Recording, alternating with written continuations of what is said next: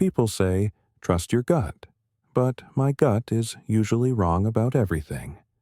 Relationships, sandwiches, discount electronics. So when my gut said, Leo, something's off, I tried to ignore it. But then my girlfriend, Talia, accused me of cheating on her with her own sister, and my gut said, told you. Here's the fun part. I'd never even been alone with her sister. The closest I'd gotten was handing her a plate at Thanksgiving.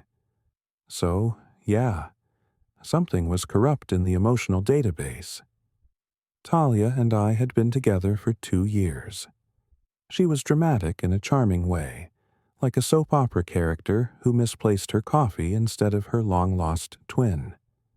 I was the calm one, the guy who alphabetized his spices and updated his passwords quarterly.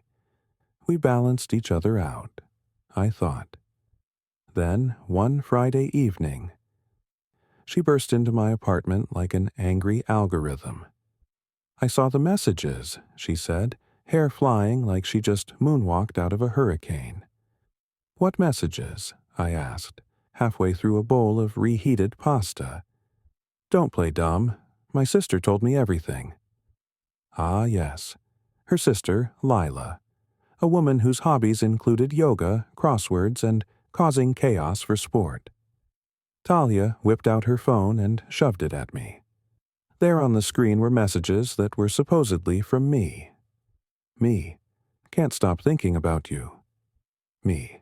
Talia doesn't have to know me. We have a connection. I blinked. These aren't mine. They're from your number. They're not from my hands, she scoffed. Why would my sister lie? Great question. If I'd asked myself that sooner, maybe I wouldn't have ended up in the emotional equivalent of a phishing scam. She stormed out dramatically. Door slam, tear streaks, the works. I sat there staring at my phone like it would magically explain itself.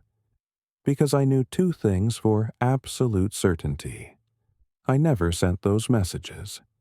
Talia had screenshots, not the actual messages, which meant something was forged.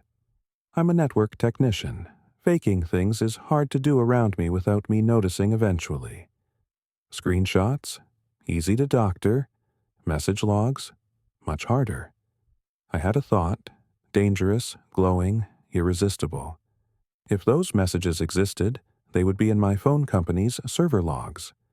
Talia hadn't asked for those, so I pulled every metadata export I could access from my account. Timestamps, sender signatures, delivery receipts, byte counts. There was no trace of me sending anything to Lila. But there was something weird. An iCloud login attempt from an unfamiliar IP address 2 weeks before the alleged messages were sent. Someone had accessed my backup.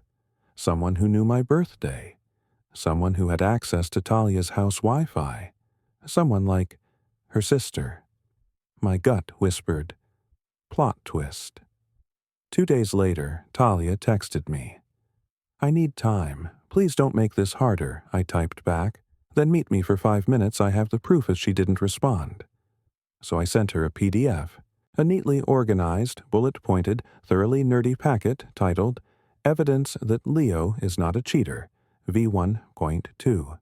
Highlights included carrier logs showing no texts sent to Lila IP logs showing unauthorized access, a side-by-side comparison of real metadata versus the forged screenshot metadata, a footnote that said, I did not want to make this packet, but here we are.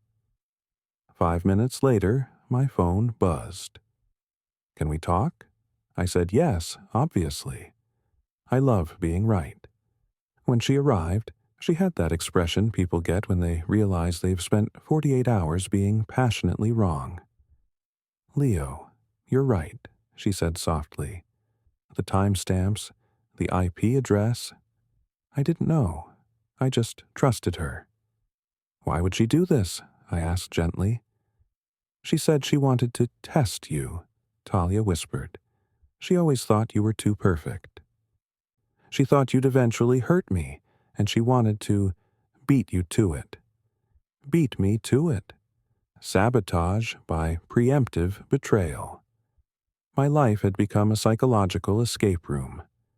I took a deep breath. Talia, I'm not mad that you believed her. I'm mad that you didn't even check with me first, or trust me enough to ask. She winced.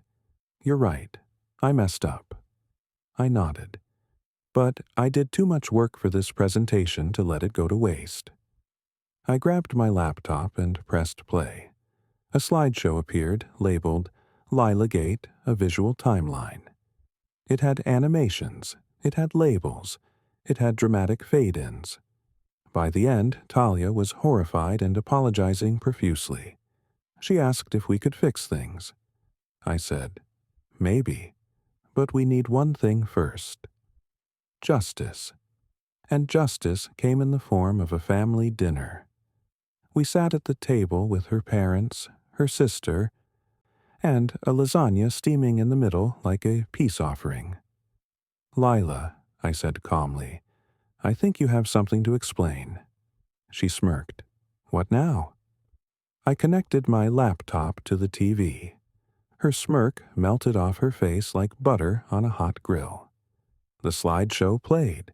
Every forged message, every mismatch, every log entry, every highlighted timestamp showing she edited the screenshots. Her parents turned to her slowly, synchronized, like judgmental owls. Talia's dad cleared his throat. Lila, is this true? Silence.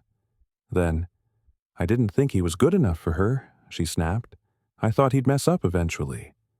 So you created the messing up? Her mom said. Dear Lord, get therapy. I couldn't have planned it better if I'd coded the whole encounter myself. After dinner, Talia and I walked outside. I'm so sorry, she whispered. I forgive you, I said, but I'm not forgetting. So what now? I looked at her. The girl who'd believed the wrong person. The girl who'd doubted me. The girl who also stood up for me in the end, even against her sister. We go slow, I said. No assumptions. No more dramatic exits. She nodded. Agreed. And, I added, 0 unsupervised access to my cloud backups. She laughed. Deal. Justice wasn't loud. It was measured. Calm, a little petty, and extremely well documented. In the end, my gut was right. The truth always passes its checksum. The lies fail verification.